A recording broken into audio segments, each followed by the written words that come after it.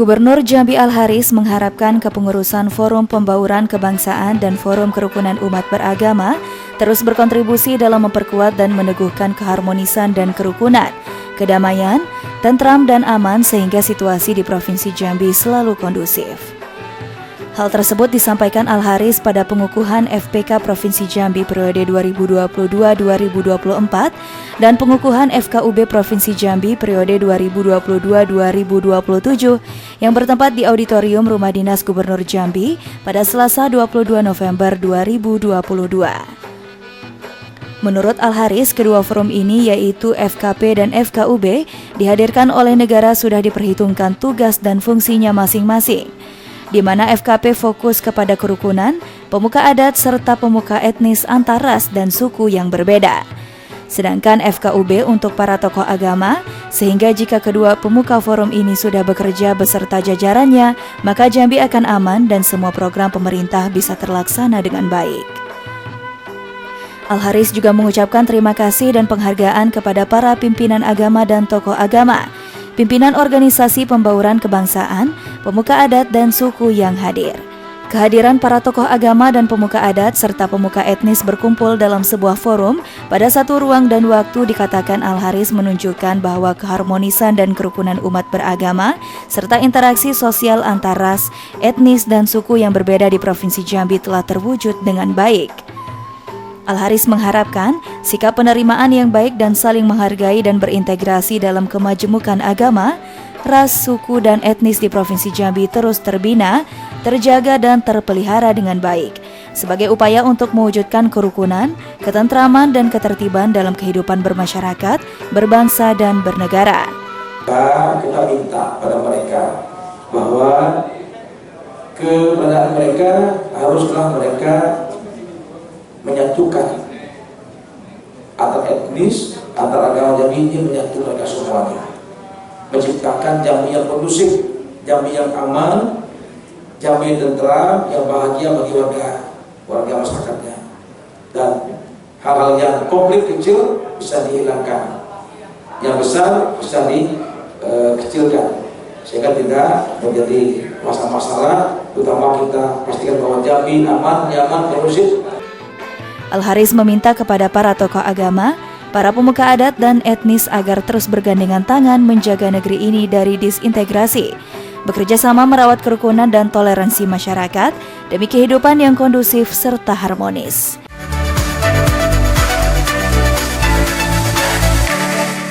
Pemerintah Provinsi Jambi tengah memverifikasi data mahasiswa penerima beasiswa program Pemprov Jambi untuk strata 1 dan strata 3 setelah pendaftaran ditutup beberapa hari lalu. Sekretaris Daerah Provinsi Jambi Sudirman Selasa 1 November 2022 mengatakan, total ada 1.000 lebih mahasiswa yang mendaftar sebagai penerima mahasiswa. Namun kuota untuk strata 1 hanya 150 orang, sementara strata 3 untuk dosen perguruan tinggi 25 orang dan 12 orang untuk dosen yang kuliah di luar negeri. Sudirman mengatakan saat ini tim teknis Pemprov Jambi tengah bekerja memverifikasi data dan menyeleksi mahasiswa yang layak menerima beasiswa tersebut berdasarkan kriteria penilaian yang telah ditetapkan. Nanti tim teknis ini silakan bekerja dari proposal yang sudah masuk, kemudian diverifikasi berdasarkan persyaratan, ya, yang memenuhi persyaratan akan berproses lebih lanjut, diserahkan kepada tim seleksi. Kalau tidak memenuhi syarat berarti akan dipinggirkan. Sudah 1.000 lebih yang masuk ke Pemprov Jambi terkait dengan masalah beasiswa ini, dari S1 dan juga S3. Sementara untuk target penyaluran dana beasiswa itu sendiri, Pemprov Jambi, kata Sudirman, menargetkan bisa disalurkan di bulan November ini.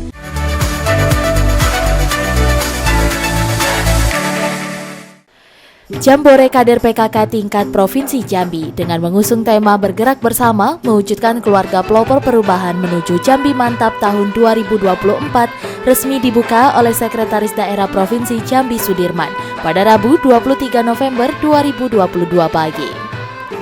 Kegiatan yang berlangsung di halaman kantor BPSDM ini dihadiri langsung oleh Ketua TPPKK Provinsi Jambi Hesnidar Haris bersama dengan Ketua TPPKK Kabupaten Kota beserta jajaran pengurus, organisasi wanita, dan tamu undangan lainnya.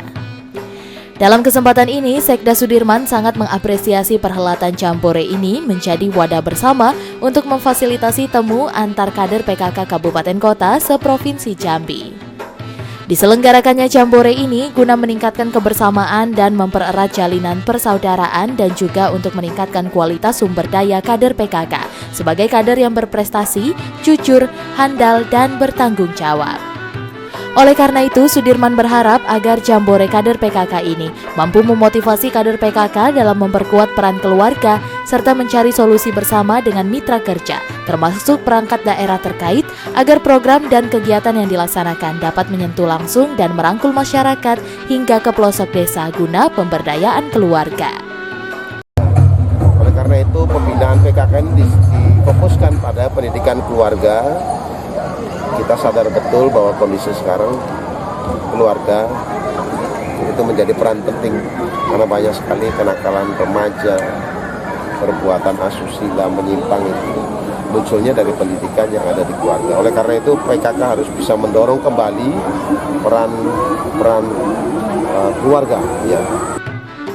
Sementara itu, Ketua TPPKK Provinsi Jambi Hesni Darharis mengimbau sebagai mitra pemerintah, PKK juga dituntut untuk cepat tanggap terhadap tantangan ke depan di era teknologi digital saat ini. Karena mau tidak mau, sudah pasti ke depannya kita harus berhadapan dengan teknologi. Dan kita sudah memulainya, dan saya yakin di seluruh kabupaten kota, dan saya memantau di seluruh kabupaten kota, sebagian besar sudah melaksanakan si gadis Jambi ini dan sudah memanfaatkannya.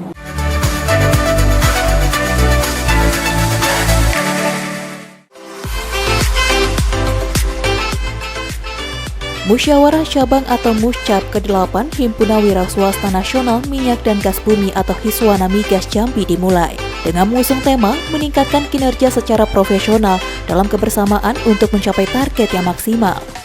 Kegiatan Muscap Hiswana Migas Jambi ini langsung dihadiri sekaligus dibuka secara resmi oleh Wakil Gubernur Jambi Abdullah Sani bertempat di Gedung Mahligai 9 Bank Jambi pada Sabtu 12 November 2022. Mengawali sambutannya, Wakil Gubernur Jambi Abdullah Sani mengucapkan terima kasih dan apresiasi kepada DPC Hiswana Migas Jambi yang telah menginisiasi terlaksananya kegiatan ini. Abdullah Sani berpesan agar musyawarah ini dapat berjalan dengan baik, demokratis, serta menghasilkan program kerja yang semakin baik. Pada kesempatan ini, Abdullah Sani menyampaikan agar para pengusaha migas khususnya di Provinsi Jambi untuk terus bersinergi dengan pemerintah daerah dalam memenuhi kebutuhan pasokan bahan bakar minyak dan gas bagi masyarakat. Sebab bahan bakar minyak dan gas ini merupakan kebutuhan vital masyarakat. Oleh karena itu, ia berharap melalui komitmen bersama ini akan berdampak terhadap terwujudnya ekosistem dan iklim ekonomi yang kondusif dan berkelanjutan serta kesejahteraan masyarakat. Saya yakin dengan Muscap ini insya Allah dengan segala suka dan dukanya urusan minyak dan gas ini mulai dari atas sampai ke bawah kita akui banyak persoalan-persoalan. Insya Allah dalam Muscap nanti insya Allah akan ada semacam kesepakatan keputusan sinergi bersama kolaborasinya tidak hanya dengan tapi juga antara pemerintah di Jambi, pemerintah kabupaten kota termasuk di kota Jambi ini dan semua stakeholder yang ada. Menunjukkan sebuah strategi inovasi baru yang intinya adalah bagaimana masyarakat terlayani. Abdullah Sani menambahkan, pemerintah Provinsi Jambi terbuka terhadap masukan dari berbagai pihak, termasuk dari Hiswana Migas yang bertujuan untuk meningkatkan kemajuan dan daya saing daerah yang berdampak pada peningkatan kesejahteraan masyarakat.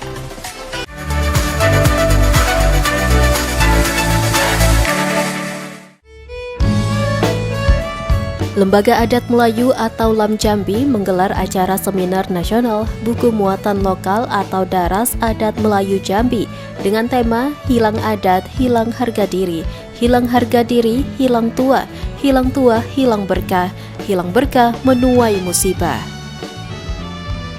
Seminar nasional ini dibuka secara resmi oleh Wakil Gubernur Jambi Abdullah Sani, didampingi Wakil Ketua Umum LAM Jambi, hadir pula para datuk dan pengurus LAM, para kepala OPD, tim penyelaras dan penerbit buku, serta tamu undangan lainnya, bertempat di salah satu hotel ternama di kawasan Kota Jambi, Kamis 2 November 2022. Pada kegiatan seminar ini nantinya akan dilakukan pembedahan buku yang berjudul Adat Melayu Jambi. Buku ini disusun oleh seluruh pengurus LAM Jambi. Dalam sambutan, Wakil Gubernur Jambi Abdullah Sani mengatakan, terselenggaranya kegiatan ini sejalan dengan peran Lembaga Adat Melayu Jambi dalam memberikan pemahaman dan edukasi untuk masyarakat, sehingga akan meningkatkan kecintaan terhadap budaya daerahnya. Abdullah Sani berharap seminar nasional ini sebagai momentum untuk menjaga kelestarian nilai-nilai luhur generasi dahulu dan mewariskan kepada generasi mendatang melalui dunia pendidikan sebagai muatan lokal baik di tingkat dasar maupun perguruan tinggi serta lembaga-lembaga pendidikan lainnya. Oleh karena itu langkah yang sangat positif ini tentu kita dukung respon dengan baik. Terima kasih kepada sampaikan sehingga nanti anak-anak mulai dari PAUD, SD, SMP, setelah tinggi akan diberikan pembelajaran tentang adat dan Melayu Jambi ini. Kalau diberikan insya Allah mereka akan tahu persis bagaimana memahami betul bagaimana tentang adat ini. Juga kami sangat para tokoh-tokoh adat kita tidak ada lagi. Penerus kita adalah tetap adat yang berubah, adat di sini syarat di sini kita ubah, syarat mengaku adat memakai.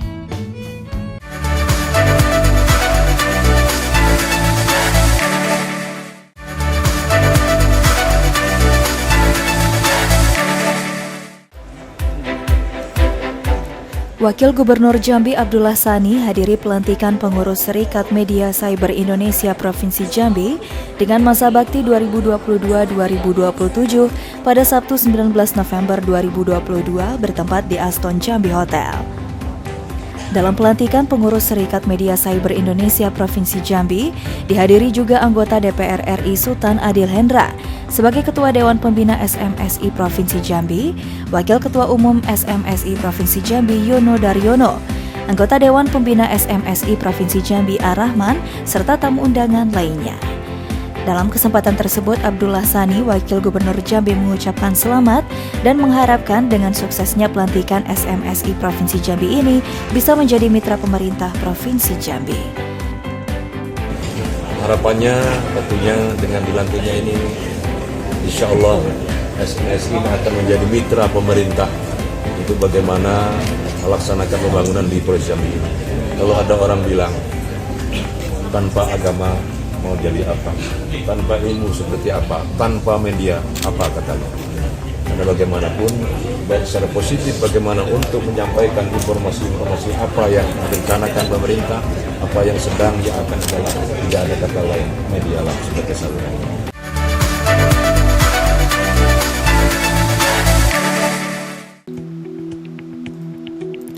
Gubernur Jambi Al-Haris menyerahkan langsung uang ganti untung atas lahan milik masyarakat yang dibebaskan untuk pembangunan jalan tol Trans Sumatera, jalur Jambi Betung yang melewati Tempino, Kecamatan Mestong pada Senin 14 November 2022. Al-Haris menjelaskan, jalan tol yang akan dibangun untuk trase Jambi Betung sepanjang 63 km dengan total anggaran yang disiapkan pemerintah pusat sebesar 5 triliun rupiah termasuk jalur Jambi Rengat. Namun yang baru diganti untung sepanjang 33 km di jalur Jambi Betung dengan total pembayaran 13,9 miliar. Tersisa 30 km lagi yang belum dibayarkan, yang menyebutkan sisanya akan secepatnya diproses. Haris berharap dengan selesainya proses tahap demi tahap, pembangunan jalan tol dapat segera dibangun agar bisa dinikmati masyarakat banyak sehingga angkutan barang dan orang menjadi lancar dan berdampak pada peningkatan ekonomi masyarakat. Ini sebuah kemajuan besar bagi kami, Provinsi Jambi, dengan tahapan-tahapan awal ini. Dan kita berharap memang proses berikutnya akan cepat berlangsung. Hari ini kita membayar ganti untung lahan itu, dan selanjutnya juga ini baru 33 kilo yang dibayar untuk tahap ini ya. Nah, baru berikutnya nanti sampai ke Betung ya. Haris juga meminta kepada masyarakat yang tanahnya diganti untung untuk tetap membantu pemerintah mengawal agar tidak ada pihak lain yang menghambat proses pembangunan jalan tol ke depannya. Gubernur menambahkan pemerintah pusat menargetkan jalan tol Jambi Betung selesai pada akhir tahun 2024 mendatang. Selain trase Jambi Betung, di wilayah Jambi juga ada trase Jambi Rengat sepanjang 190 km. Jalan tol tersebut juga menghubungkan Provinsi Jambi dengan Provinsi Riau. Saat ini trase Jambi Rengat juga dalam proses pembebasan lahan.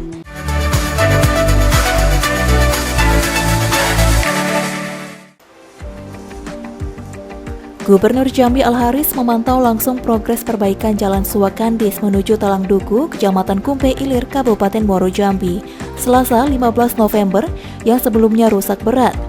Haris menjelaskan jalan yang diperbaiki sepanjang 56 km itu merupakan jalan yang dilalui kendaraan dengan tonase berat karena perlintasan kendaraan CPO dan kendaraan produksi lainnya. Sebab itu perlunya jalan tersebut diperbaiki karena jalan itu sebagai urat nadi perekonomian warga, sehingga masyarakat merasa nyaman serta jalur produksi lancar. Jalan sepanjang 56 km itu dibangun dengan kombinasi, di mana ruas jalan menggunakan aspal sepanjang 31 km dan jalan dengan rigid beton sepanjang 25 km. Nah, tentu jalan ini berat bagi masyarakat dan mudah rusak dan rawan dengan macet dan kecelakaan dan lain sebagainya.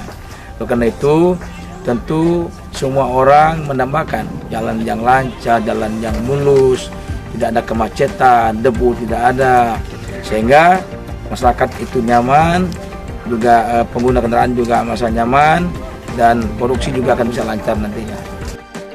Al-Haris berharap jalan tersebut bisa diselesaikan dalam waktu 3 tahun anggaran atau hingga 2024 karena pembiayaannya secara multi-years.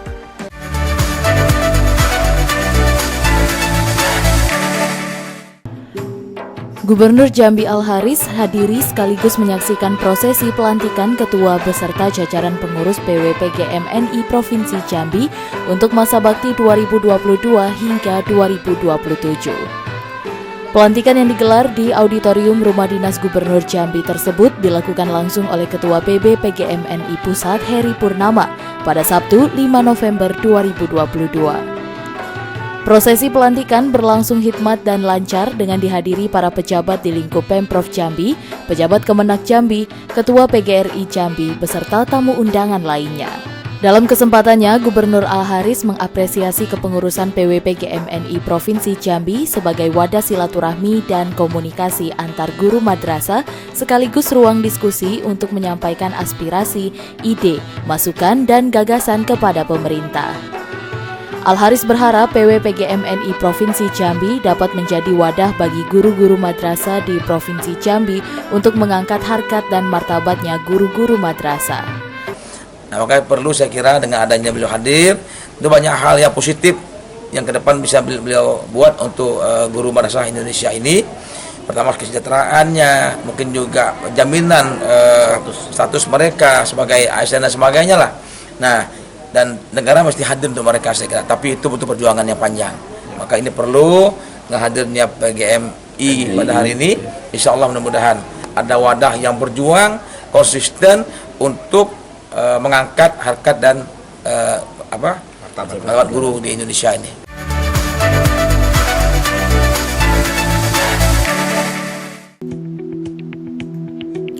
Upacara Hari Pahlawan 10 November ke-77 tahun 2022 tingkat Provinsi Jambi rampung dilaksanakan pada Kamis pagi di lapangan kantor Gubernur Jambi. Seluruh rangkaian upacara ini dapat berjalan dengan baik, tertib, dan lancar.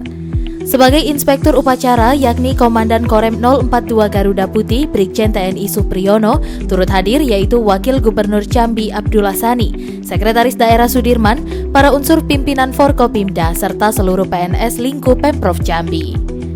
Dalam kesempatan ini, Sekda Provinsi Jambi Sudirman menyampaikan bahwa Hari Pahlawan ini mengingatkan kembali tentang semangat pantang menyerah, kebersamaan, dan rela berkorban para pahlawan terdahulu yang harus terus ditumbuhkan oleh generasi saat ini. Nilai-nilai besar para pahlawan yang sudah ditorehkan itulah sehingga kemerdekaan bisa terwujud. Sudirman juga berpesan kepada generasi muda Jambi untuk menjadi generasi yang memiliki rasa cinta tanah air serta menjunjung tinggi nilai-nilai Pancasila dan kejuangan yang harus terus dilestarikan. Ia optimis generasi muda saat ini mampu menjawab segala tantangan ke depan serta mampu mengisi kemerdekaan ini dengan hal-hal yang positif.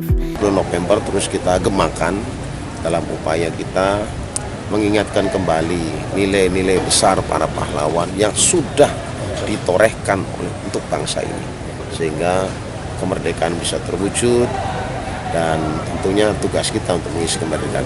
Saya pikir itu penekanannya untuk generasi muda, Pak? Ya, generasi muda inilah kita juga diingatkan kembali kan seperti itu. Mudah-mudahan generasi muda kita generasi yang memang memiliki nilai juang, ya, pantang menyerah. Oleh karena itu tugas kita juga untuk membina generasi-generasi muda memiliki rasa cinta tanah air.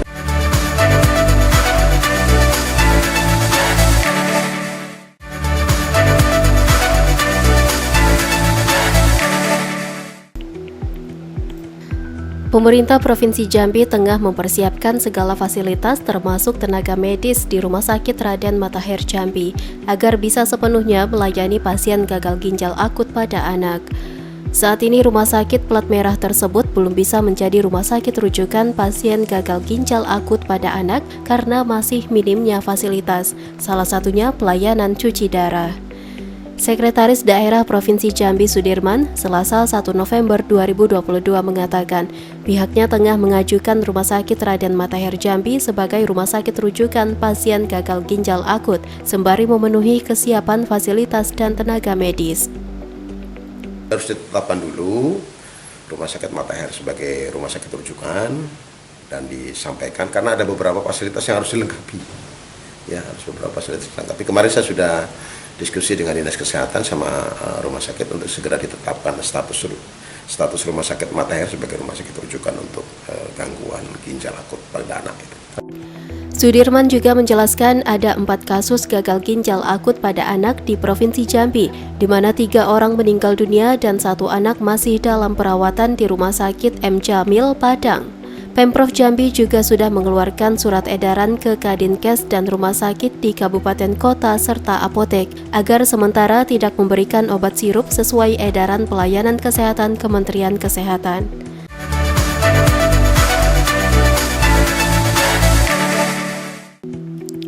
Gubernur Jambi Al-Haris menjadi inspektur upacara pada peringatan Hari Kesehatan Nasional atau HKN ke-58 tingkat Provinsi Jambi yang berlangsung di lapangan kantor Dinas Kesehatan Provinsi Jambi pada Senin 14 November 2022. Upacara peringatan HKN kali ini mengusung tema Bangkit Indonesiaku, Sehat Negeriku yang dihadiri oleh Kepala Dinas Kesehatan Provinsi Jambi Ferry Kusnadi, unsur Forkopimda dan OPD terkait. Al-Haris mengatakan HKN ke-58 mengangkat tema Bangkit Indonesiaku, Sehat Negeriku ini dipilih untuk menggambarkan bangkitnya semangat dan optimisme seluruh lapisan masyarakat Indonesia yang secara bersama bahu-membahu dan bergotong royong dalam rangka menghadapi situasi kesehatan di masa pandemi COVID-19, sehingga masyarakat Indonesia dapat kembali beraktivitas dan produktif agar Indonesia kembali bangkit dan kembali sehat. Al-Haris menjelaskan Indonesia termasuk negara yang berhasil mengendalikan pandemi COVID-19, termasuk 5 besar negara dengan vaksinasi terbanyak di dunia dengan total 442 juta dosis vaksin telah disuntikan sampai dengan Oktober 2022. Meskipun begitu, Al-Haris menghimbau agar masyarakat tidak boleh lengah dan tetap meningkatkan kewaspadaan, utamanya dengan selalu menerapkan protokol kesehatan dalam menjalankan aktivitas sehari-hari, sebab telah terdeteksi adanya kenaikan kembali kasus COVID-19. Kondisi kesehatan masyarakat kita, utamanya dalam hal pandemi ini, ya kita merasa sudah aman dan selesai. Yang jelas populasinya masih ada terus, ya ada kasusnya. Nah ini tidak boleh kita abaikan karena ini penyakit yang menular dengan cepat. Tetap kita berharap masyarakat waspada dan petugas medis juga tetap siap selalu. Yang kedua, yang ketiga, kita juga dihadapkan oleh isu-isu lainnya seperti isu-isu ginjal bagi anak dan sebagainya.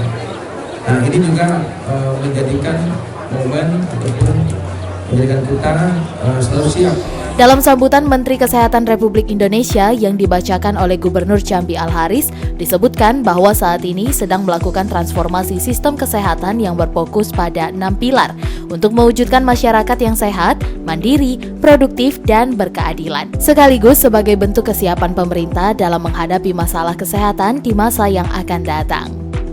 Adapun fokus 6 pilar transformasi kesehatan adalah transformasi layanan primer, transformasi layanan rujukan, transformasi sistem ketahanan kesehatan, transformasi sistem pembiayaan kesehatan, transformasi SDM kesehatan, dan transformasi teknologi kesehatan.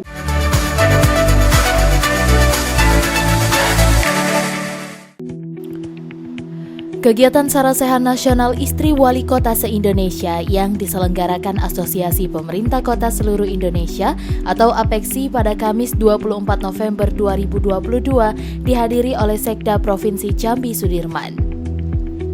Dalam kesempatan tersebut, Sekda Provinsi Jambi Sudirman menyampaikan bahwa pemerintah Provinsi Jambi sangat mengapresiasi kegiatan Asosiasi Pemerintah Kota Seluruh Indonesia atau APEKSI ini.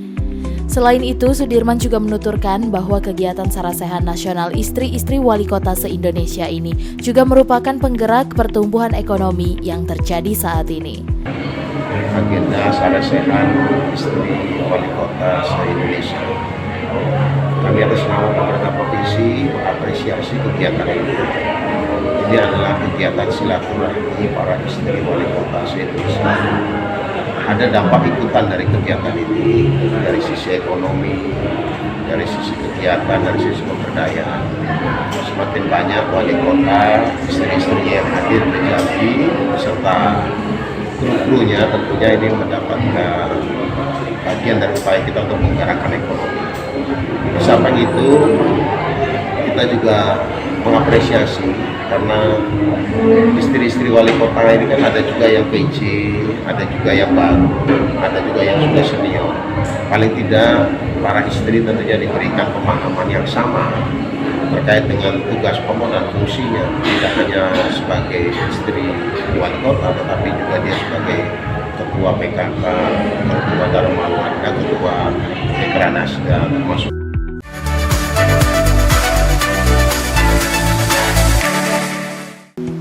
Wakil Gubernur Jambi Abdullah Sani menghadiri sekaligus membuka pentas seni atau pensi SMA Adiaksa 1 Jambi pada Kamis 17 November 2022. Kegiatan pensi ini merupakan program tahunan sekolah yang biasa dilaksanakan sebagai ajang kreativitas dan bakat siswa-siswi SMA Adiaksa 1 Jambi dengan tema Revolution, yang artinya SMA Adiaksa 1 Jambi ingin membuat kreasi dalam revolusi ke depan.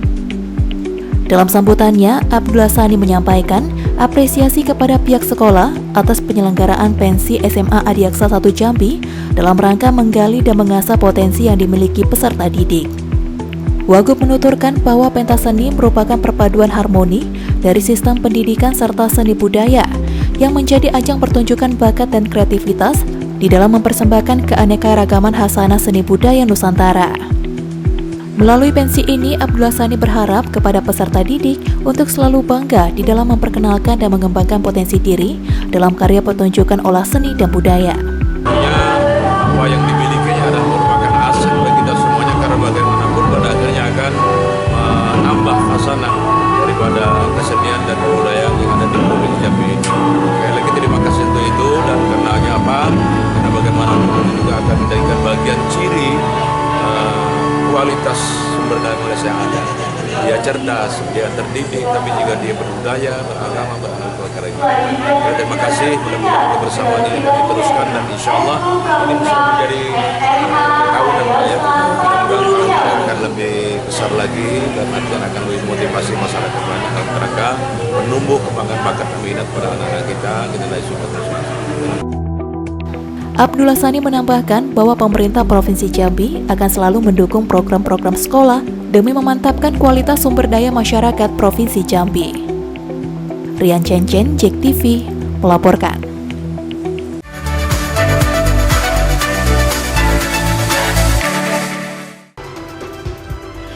Tanah milik Pemprov Jambi yang di atasnya terdapat bangunan STIE Ikabama yang berada di Jalan Hos Cokro Aminoto Simpang Kawat Kota Jambi telah beralih pemanfaatannya ke Kejaksaan Tinggi Jambi.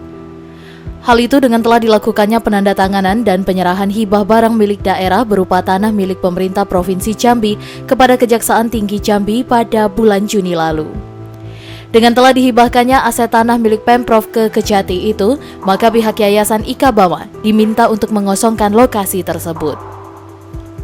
Sekretaris Daerah Provinsi Jambi Sudirman mengatakan bahwa Pemprov Jambi saat ini tengah melakukan tahapan awal tindak lanjut dari kesepakatan melalui rapat bersama dengan pihak Kejati maupun Yayasan Ikabama. Tahapan awal tersebut rencananya dengan menyediakan alokasi fasilitas sebanyak 7 ruangan di SMK 3. Namun tidak menutup kemungkinan kedepannya bisa bertambah lagi. Hal ini dilakukan agar Ikabama segera beraktivitas. Sudirman berharap agar setidaknya dalam 3 minggu ke depan, Ikabama telah mengosongkan lokasi tersebut. Karena sesuai dengan klausul hibah tanah dari Pemprov ke Kejati Jambi. Ini dengan pihak Kejati, dengan Ikabama dan juga dengan Pemprov.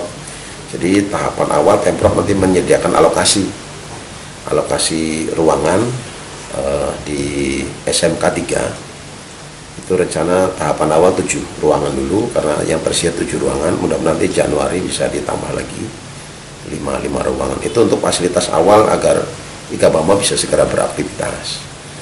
Dan yang kedua, pihak kejaksaan juga harus sudah memperoleh kepastian kapan ini bisa dikosongkan, gitu ya.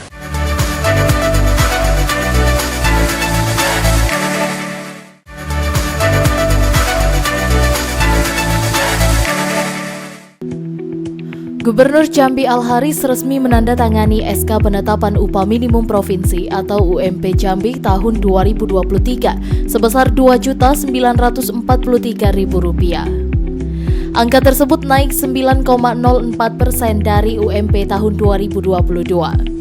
Saat memberikan keterangan pers Minggu malam 27 November, Al-Haris mengatakan kenaikan tersebut sudah sesuai dengan Peraturan Menteri Tenaga Kerja Nomor 18 Tahun 2022 tentang upah minimum provinsi. Al-Haris berharap dengan kenaikan upah minimum tersebut daya beli masyarakat Jambi khususnya dapat meningkat. Ia juga minta perusahaan-perusahaan di Jambi untuk mengikuti penetapan UMP tersebut. Tempat tertinggi di Sumatera. Nah, kita berharap dengan adanya perubahan UMR ini, kita berharap daya beli masyarakat juga akan stabil, saya kira, ya. Jadi dengan UMR ini warga Jambi tentu akan punya daya beli yang baik ke depannya, saya kira. Itu yang saya harapkan. Oleh karena itu, saya berharap pada semua dari pihak-pihak perusahaan, teman-teman perusahaan tentu mengikuti SK Gubernur ini, karena ini resmi UMR dan ini telah juga disepakati oleh Kementerian. Sebelumnya, UMP Jambi 2023 sempat ditetapkan dan ditandatangani Gubernur Jambi dengan kenaikan sebesar 4,89%. Namun angka tersebut direvisi kembali berdasarkan arahan Kementerian Tenaga Kerja, karena penetapan harus merujuk pada regulasi terbaru atau tidak lagi merujuk pada Peraturan Pemerintah Nomor 36 Tahun 2021.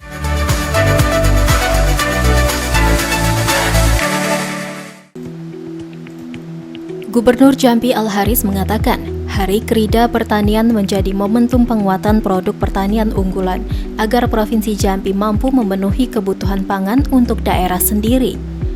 Pernyataan tersebut disampaikan Al-Haris pada Kamis 17 November dalam puncak peringatan Hari Krida Pertanian ke-50 tingkat Provinsi Jambi itu yang dipusatkan di Desa Lubuk Punggu, Kecamatan Jangkat, Kabupaten Merangin.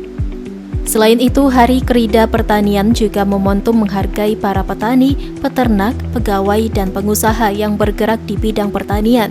Sebab itu, Haris minta semua pihak untuk terus menyemangati petani dalam menjalankan fungsinya. PDRB Provinsi Jambi. Oleh karena itu memang kita berharap semangat kita semua, para petani, para gapotan, KTNA, dan juga seluruh jajaran Bupati Wali Kota. Mari kita semangati para petani kita untuk giat bekerja, menambah hasil produksinya, utamanya produksi yang penyumbang angka inflasi. Dengan demikian, kita berharap Jambi ke depan pangan lokal kita mampu memenuhi kebutuhan pangan untuk Provinsi Jambi tentunya. Dalam peringatan Hari Krida yang digelar selama 3 hari, mulai Selasa 15 November kemarin, berbagai produk unggulan pertanian dari Kecamatan Jangkat ditawarkan kepada pengunjung seperti kentang, cabai, kol, daun bawang, markisa, stroberi, tomat, bawang merah, dan produk lainnya. Sementara saat puncak Hari Krida Pertanian, dihadiri langsung Sekretaris Utama Badan Pangan Nasional Sarwo Edi, serta Bupati dan Wali Kota se-Provinsi Jambi.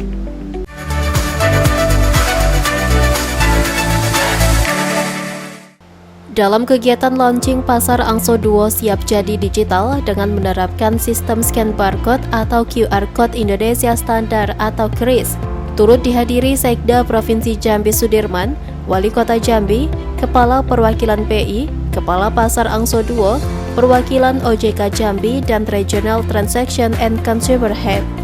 Dalam kesempatan tersebut, Sekda Provinsi Jambi Sudirman menyampaikan bahwa ini merupakan gagas dari Bank Mandiri dalam menjadikan Pasar Angso Duo yang siap untuk digital. Dirinya juga menjelaskan bahwa di era digital saat ini merupakan babak baru bagi masyarakat dalam penggunaan pembayaran non-tunai melalui KRIS ini. Gagasan dari Bank Mandiri untuk menjadikan Angso Duo sebagai pasar tradisional yang siap untuk digital. Artinya transaksi pembayaran antara penjual dan pembeli itu melalui KRIS. Oleh karena itu lambat atau upaya transaksi secara manual itu mulai pada kesempatan ini di era digital ini mau tidak mau, suka atau tidak suka, kita harus sudah memulai babak baru di mana era digitalisasi sudah membawa, termasuk juga untuk transaksi di pasar Angso Duo. Kami berharap ini dapat dukungan dari seluruh masyarakat. Dan ini bagian dari launchingnya di Angso Duo. Nanti pasar-pasar yang lain di seluruh kabupaten kota juga kita akan dorong untuk digitalisasi dengan menggunakan KRIS. Saya pikir itu sih gagasan besar.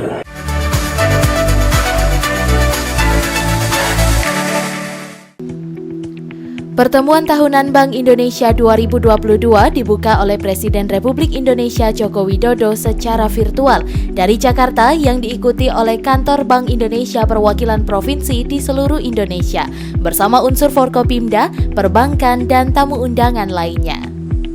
Sementara untuk di Provinsi Jambi dihadiri langsung oleh Wakil Gubernur Jambi Abdullah Sani, Deputi Kepala Perwakilan Bank Indonesia Jambi Eva Aristi yang digelar di sebuah hotel di Kota Jambi Rabu 29 November 2022 pagi. Menurut Abdullah Sani, pertemuan tahunan Bank Indonesia yang mengusung tema sinergi dan inovasi memperkuat ketahanan dan kebangkitan menuju Indonesia maju, mencerminkan ajakan kepada semua aktor pembangunan dan semua pihak terkait untuk terus meningkatkan kesatu paduan, sinergi, dan pembaruan inovasi dalam pembangunan. Dalam kesempatan ini, Abdullah Sani sangat mengapresiasi fungsi dan peran yang dijalankan oleh Bank Indonesia. Kajian-kajian ekonomi Bank Indonesia sangat dibutuhkan dan sangat bermanfaat dalam penyusunan, pelaksanaan, dan evaluasi program dan kebijakan pembangunan. Begitu juga dalam upaya pemulihan ekonomi terhadap dampak pandemi COVID-19. Bank Indonesia juga aktif memberikan bantuan kepada masyarakat yang sangat terdampak COVID-19, khususnya kepada Bank Indonesia Perwakilan Jambi yang telah melakukan pencanangan gerakan nasional pengendalian inflasi pangan Provinsi Jambi seperti pemberian bibit cabai dan penanaman cabai guna mengantisipasi lonjakan harga cabai. Pada 23 September 2022, Bank Indonesia Perwakilan Jambi melakukan pencanangan Gerakan Nasional Pengendalian Inflasi Pangan Provinsi Jambi dengan mengoptimalkan upaya dan aksi nyata dalam stabilisasi harga pangan dan mendorong produksi guna meningkatkan ketahanan pangan yang lebih integratif dan masif, yang juga disertai dengan aksi nyata seperti contoh kecil adalah pemberian bibit cabai dan penanaman cabai guna mengantisipasi lonjakan harga cabai. Lebih lanjut, Abdullah Sani berterima kasih kepada Bank Indonesia yang sangat peduli dan konsisten dalam membina UKM di Provinsi Jambi, baik pembinaan dan supervisi teknis maupun dengan pemberian berbagai bantuan.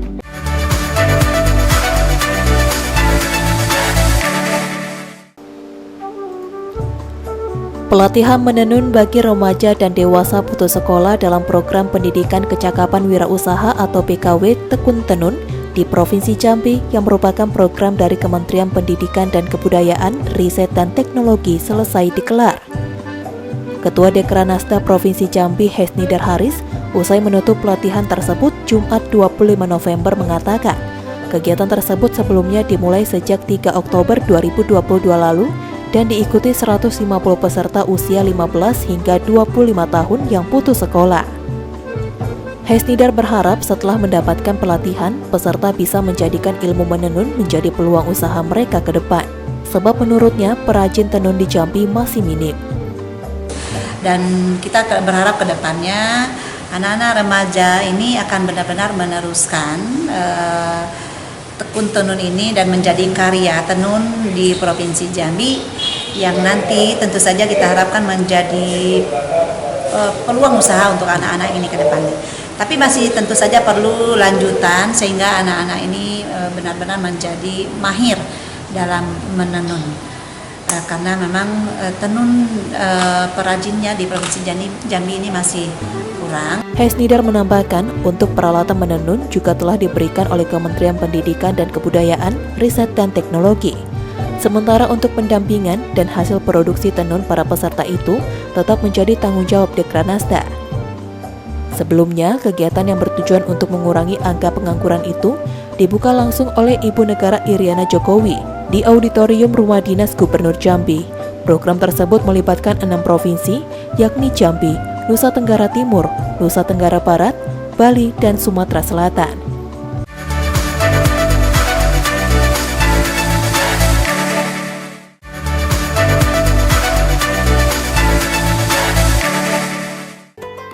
Ratusan anak-anak santri beserta para pengasuh dari Yayasan Etalase Kebijakan mendapat kesempatan yang luar biasa untuk hadir langsung di kediaman Dinas Gubernur Jambi dalam rangka silaturahmi bersama Ketua Tim Penggerak PKK sekaligus Bunda PAUD Provinsi Jambi Hesnidar Haris.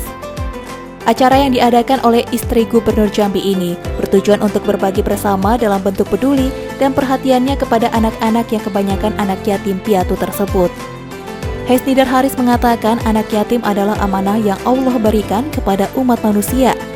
Ia menyebut dalam ajaran Islam diperintahkan untuk senantiasa menyantuni anak yatim karena merupakan tanggung jawab umat Islam. Keberadaan anak yatim bukan hanya menjadi tanggung jawab pemerintah saja, akan tetapi tanggung jawab bersama sebagai insan sosial. Mereka anak-anak yatim adalah generasi penerus bangsa yang harus dibimbing dan diberi perhatian serta kasih sayang yang lebih. Ini kita bersama di sini dengan lebih kurang 145 anak santri, yatim, duafa, dan penghafal Al-Quran. Tentu saja ini mudah-mudahan menjadi catatan amal ibadah bagi kita semua. Dan kita doakan semoga anak-anak menjadi anak yang soleh, soleha, bahagia dunia akhirat, dan tentu saja berguna bagi umat yang lebih banyak ke depannya. Kita berharap mungkin dengan kegiatan seperti ini akan banyak orang lain juga yang termotivasi untuk berbuat baik, berbagi kebaikan kepada sesama, terutama yang sangat membutuhkan.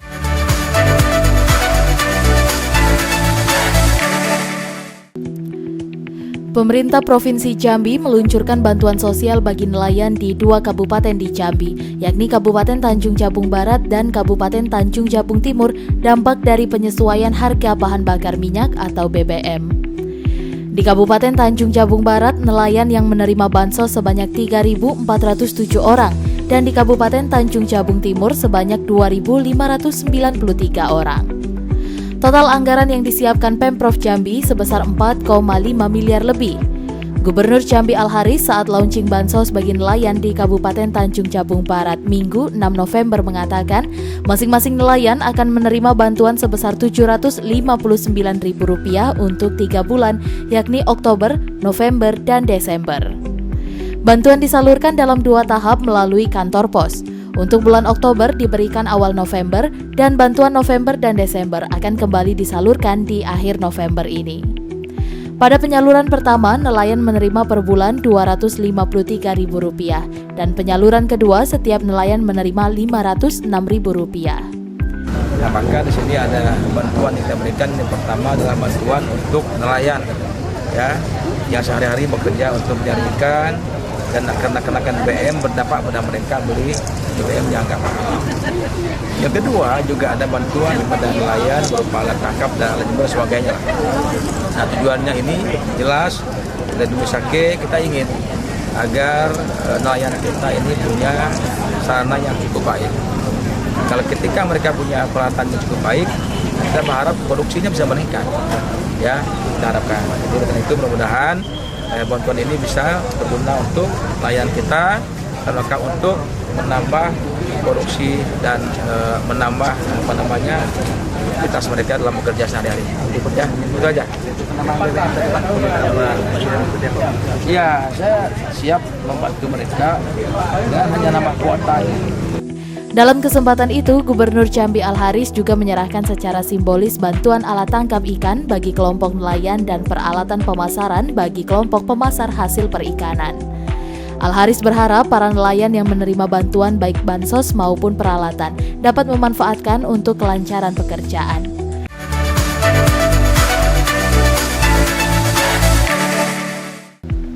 Musabaqah Tilawatil Quran atau MTQ ke-51 tingkat Provinsi Jambi di Kota Sungai Penuh dimulai.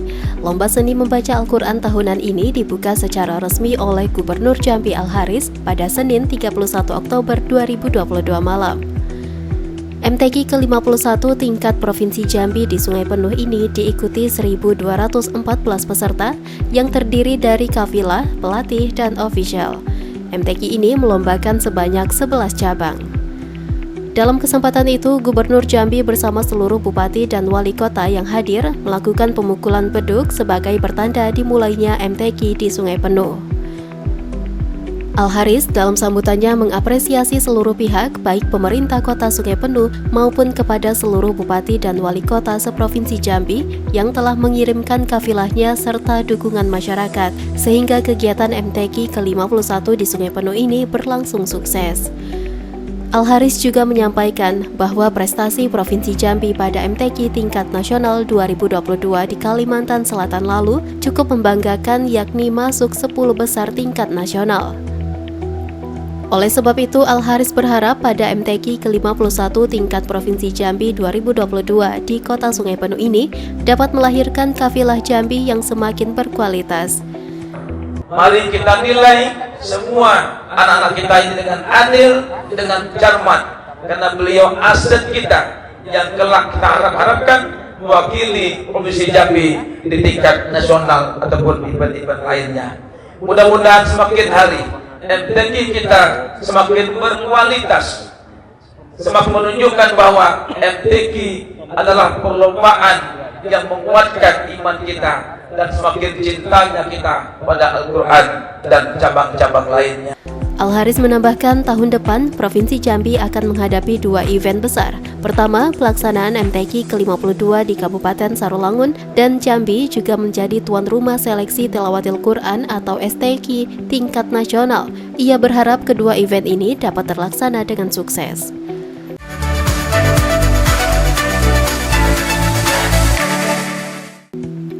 Gubernur Jambi Al-Haris bersama sejumlah pejabat eselon 2 pemerintah Provinsi Jambi melaksanakan safari subuh bertempat di Masjid Baitur Rahman Kota Sungai Penuh pada Rabu 9 November 2022. Gubernur Jambi Al-Haris juga melaunching pendidikan subuh bagi sekolah lanjutan tingkat atas Kota Sungai Penuh dan Kabupaten Kerinci. Gubernur Jambi Al-Haris pada kesempatan itu menekankan agar kepala sekolah menengah atas dan sekolah menengah kejuruan Kota Sungai Penuh dan Kerinci untuk mengaktifkan kegiatan ekstrakurikuler pendidikan subuh. Al-Haris menjelaskan tujuan dirinya membuat program pendidikan subuh bagi sekolah menengah adalah agar siswa-siswa generasi Jambi tidak hanya menguasai ilmu umum saja, tapi juga memahami ilmu agama. Oleh karena itu, kepala sekolah dan guru agama perlu memastikan bahwa anak-anaknya, siswa-siswinya itu sudah mempunyai bekal ilmu agama, minimal untuk diri dia, dari mulai Al-Qur'annya ya sampai pada memahami ilmu dasar agama.